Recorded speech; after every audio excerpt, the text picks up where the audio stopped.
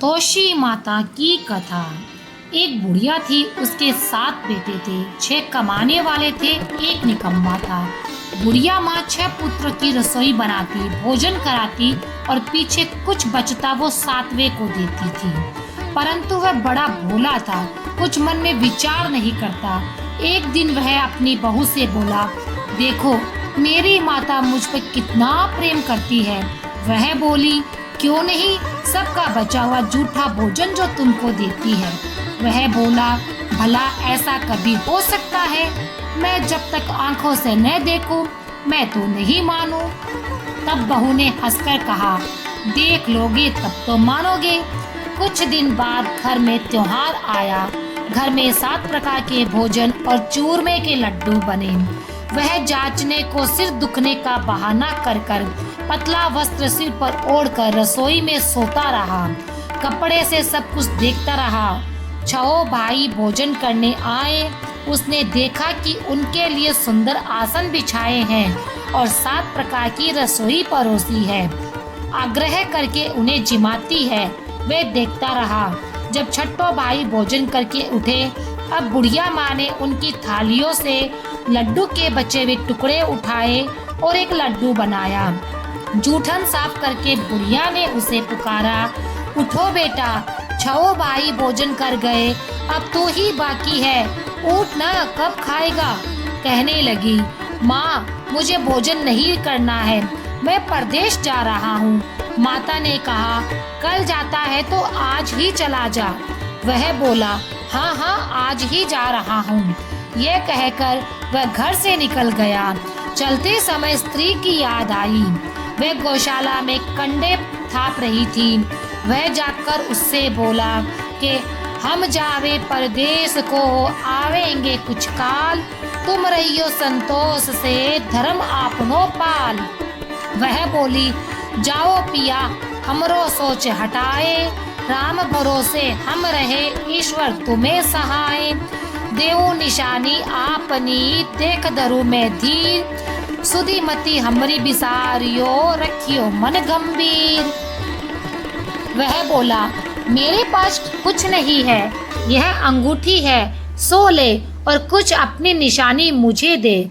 वह बोली, मेरे पास क्या है, ये गोबर का भरा हुआ हाथ। उसने उसकी पीठ में गोबर के हाथ की थापी मार दी। वह चल दिया। चलते चलते दूर देश में पहुंचा। वहां एक साहूकार की दुकान थी। वहां जाकर कहने लगा, भाई मुझे नौकरी पर रख लो, व्यापारी को जरूरत थी। बोला, रह जा। लड़के ने पूछा, तनख्वाह क्या दोगे? साहूकार ने कहा, काम देखकर ही दाम मिलेंगे। साहूकार की नौकरी मिली। वह सवेरे 7 बजे से 12 बजे रात तक नौकरी पर जाने लगा। थोड़े ही दिन में दुकान का लेन देन, हिसाब किताब, ग्राहकों को माल बेचना आदि सारा काम काज करने लगा। साहूकार के 7-8 नौकर थे। वे सब चक्कर खाने लगे। वह तो भारी होशियार बन गया। सेठ ने भी काम देख और 3 महीने में से उसे आधे मुनाफे का हिस्सेदार बना लिया। 12 बरस में ही वह नामी सेठ बन गया और मालिक उस पर सारा कारोबार छोड़कर बाहर चला गया। अब बहू पर क्या बीती सुनो। सास ससुर उसे बहुत दुख देने लगे। सारी गृहस्थी का काम कराकर वह उसे लकड़ी लेने जंगल भेजते। इस बीच घर की रोटियों के आटे से जो भूसी निकलती, उसकी रोटी बनाकर रख दी जाती और फूटे नारियल की नरेली में पानी। इस प्रकार दिन गुजरते रहे। एक दिन वह लकड़ी लेने जा रही थी कि रास्ते में बहुत सी स्त्रियां संतोषी माता का व्रत कर रही थी। वह वहां खड़ी हो गई। कथा सुनकर पूछने लगी, बहनों ये तुम किस देवी का व्रत करती हो और इसके करने से क्या फल मिलता है? इस व्रत के करने की क्या विधि है?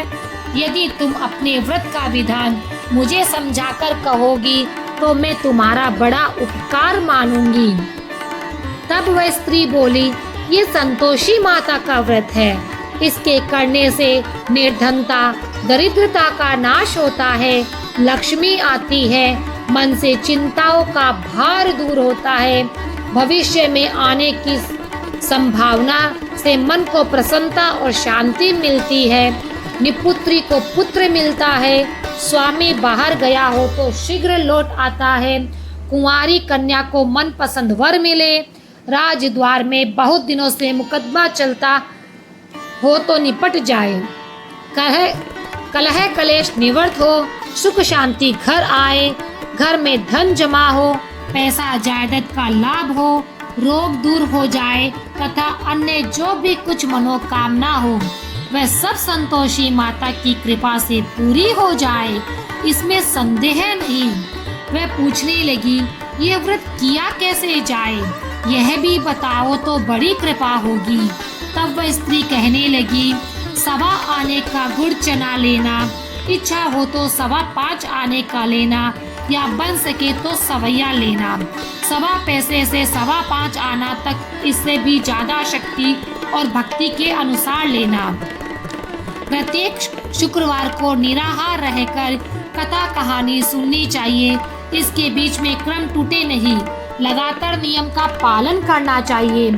सुनने वाला कोई ना मिले तो घी का दीपक जलाकर आगे रखकर जल के पात्र को सामने रखकर कथा कहना, परंतु नियम ना टूटे।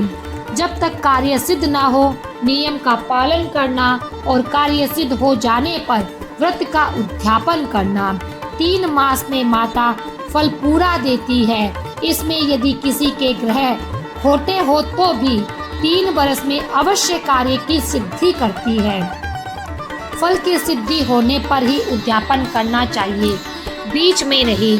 उद्यापन में 2.5 सेर आटे का खाजा तथा इसी परिमाण से खीर तथा चने का साग करना। 8 लड़कों को इसमें भोजन कराना। जहाँ तक मिले देवर, जेठ, भाई, बंधु, कुटुंब के लड़के लेना। न मिले तो रिश्तेदारों और पड़ोसियों के लड़के बुलाना, उन्हें भोजन कराना तथा यथाशक्ति दक्षिणा देकर माता का नियम पूरा करना। उस दिन घर में कोई खटाई ना खाए। ये सब सुनकर बुढ़िया के लड़के की बहू चल दी। रास्ते में लकड़ी के बोझ को बेच दिया और उन पैसों से गुड़ चना लेकर माता के व्रत की तैयारी की। आगे चली, सामने मंदिर है।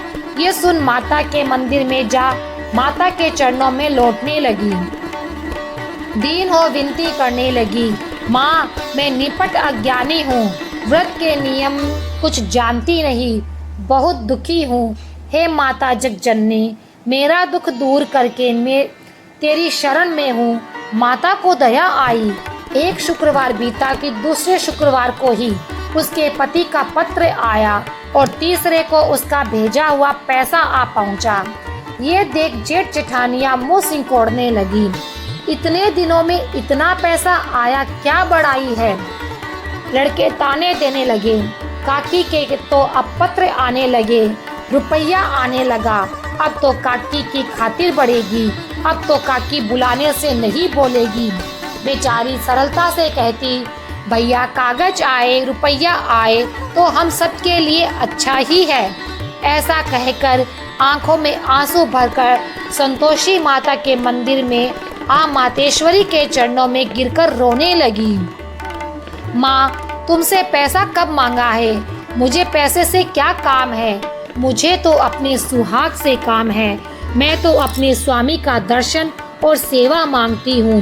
तब माताजी ने प्रसन्न होकर कहा, जा बेटी तेरा स्वामी आएगा। ये सुनकर खुशी से बावड़ी हो घर में जाकर काम करने लगी। अब तो संतोषी माता विचारने लगी, इस भोली पुत्र को कह तो दिया कि तेरा पति आएगा, पर आएगा कहाँ से। वह तो इसे स्वप्न में भी नहीं याद करता, उसे याद दिलाने को मुझे जाना पड़ेगा।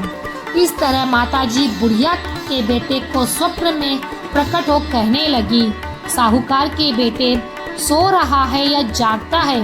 वह कहता है, माता सोता भी नहीं हूँ जागता भी नहीं हूँ, बीच में हूँ, कहो माँ आज्ञा दो।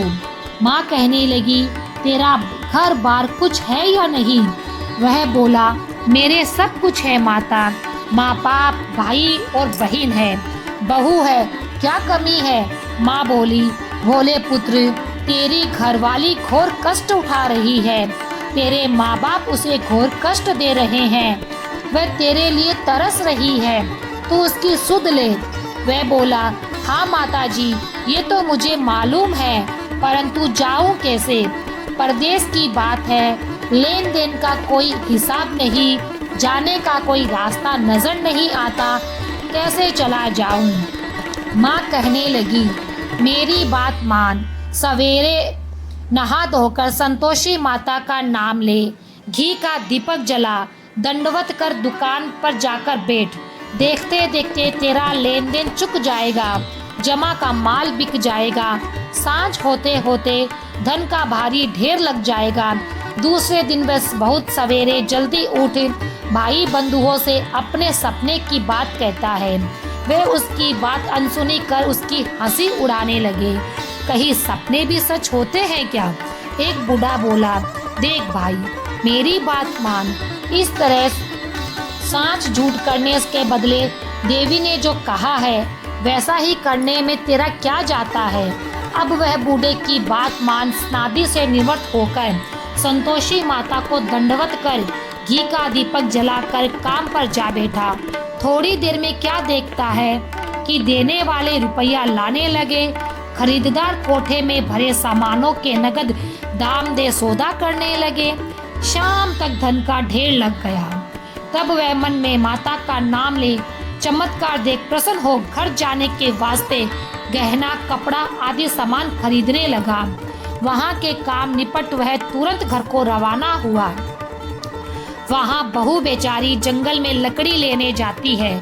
लौटते वक्त माताजी के मंदिर पर विश्राम करती है। वह रुकने का स्थान को ठहरा। कुछ दूर पर धूल उड़ती देख वह माताजी से पूछती है, हे माता, ये धूल कैसी उड़ रही है? माँ कहती है, हे पुत्री, तेरा पति आ रहा है, अब तू ऐसे लकड़ियों के 3 बोझ बना ला। एक नदी के किनारे रख, दूसरा मेरे मंदिर में पर और तीसरा अपने सिर पर रख। तेरी लकड़ी का गट्ठा देख उसे मोह पैदा हो, वहाँ रुकेगा, नाश्ता पानी बनाकर माँ के मिलने जाएगा। तब तू लकड़ियों का बोझ उठाकर आना और बीच आंगन में गट्टा डालकर 3 आवाज जोर से लगाना, लो सासू जी, लकड़ियों का गट्ठा लो, भूसी की रोटी दो, नारियल के खपरे में पानी दो। आज कौन सा मेहमान आया है? बहुत अच्छा कहकर वह प्रसन्न मन हो लकड़ियों के 3 गट्ठे ले आई। एक नदी के किनारे, एक माताजी के मंदिर पर रखा। इतने में ही वह मुसाफिर आ पहुंचा। लकड़ी देख उसको इच्छा उत्पन्न हुई कि अपना अब यही मुकाम डाले और भोजन बना खा पीकर गांव जाए। इस प्रकार रुककर भोजन बना विश्राम कर गांव गया और सबसे प्रेम से मिला। उसी समय उसकी बहू सिर पर लकड़ी का गट्ठा लिए उतावली सी आती है। लकड़ी का बोझा आंगन में डालकर जोर से 3 बार आवाज देती है, सासू जी, लकड़ियों का गट्ठा लो, भूसी की रोटी दो, नारियल के खपरे में पानी दो। आज कौन सा मेहमान आया है? ये सुनकर उसकी सास अपने दिए हुए कष्टों को भुलाने हेतु कहती है, बहू ऐसा क्यों कहती है? वो तेरा मालिक ही तो आया है। आ बैठ, मीठे भात का भोजन कर, कपड़े गहने पहन। इतने में आवाज सुन उसका स्वामी बाहर आता है और अंगूठी देख व्याकुल होता है। माँ से पूछता है, माँ यह कौन है? माँ कहती है, बेटा ये तेरी बहू है। आज 12 वर्ष हो गए, तू जब से गया है तब से सारे गांव में जानवर की तरह भटकती फिरती है। घर का काम काज कुछ करती नहीं, 4 समय आकर खा जाती है। तुझे देखकर भूसी की रोटी और नारियल के खपरे में पानी मांगती है। वह लज्जित होकर बोला, ठीक है माँ, मैंने इसे भी देखा है और तुम्हें भी देखा है। अब मुझे दूसरे कमरे की ताली दो तो मैं उसमें रहूं। तब माँ बोली, ठीक है, तेरी जैसी मर्जी हो, और ताली का गुच्छा पटक दिया। उसने ताली लेकर मकान में 3री मंजिल के ऊपर का कमरा खोलकर सारा सामान रखा। एक ही दिन में वहाँ राजमहल सा ठाट बाट हो गया। अब क्या था, वह सुख भोगने लगी। इतने में अगला शुक्रवार आया। उसने अपने पति से कहा, मुझे संतोषी माता के व्रत का उद्यापन करना है। उसका पति बोला, बहुत अच्छा, खुशी से कर ले। वह तुरंत ही उद्यापन की तैयारी करने लगी। जेठ के लड़कों को भोजन के लिए कहने गई। लड़कों ने मंजूर किया, परंतु पीछे जेठानी अपने बच्चों को सिखाती है, देखो रे, भोजन के समय सब लोग खटाई मांगना, जिससे उसका उद्यापन पूरा न हो।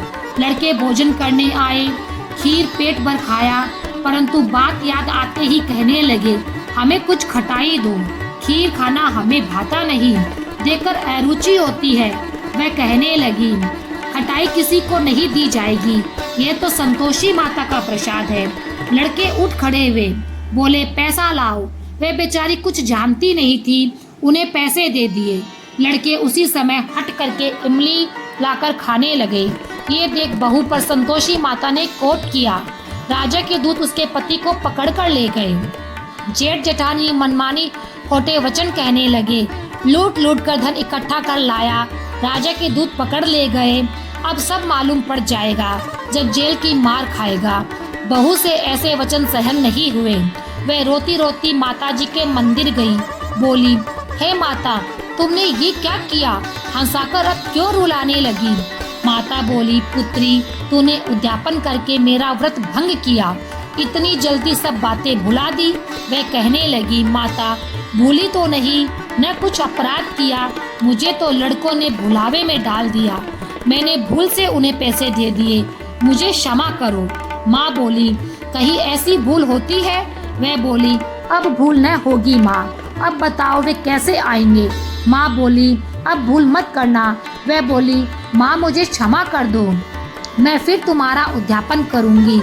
माँ बोली, जा पुत्री, तेरा पति तुझे रास्ते में ही आता मिलेगा। वह निकली, राह में पति आता मिला। वह पूछती है, तुम कहाँ गए थे? वह कहने लगा, इतना धन जो कमाया है उसका कर राजा ने मांगा था, अदा करने गया था।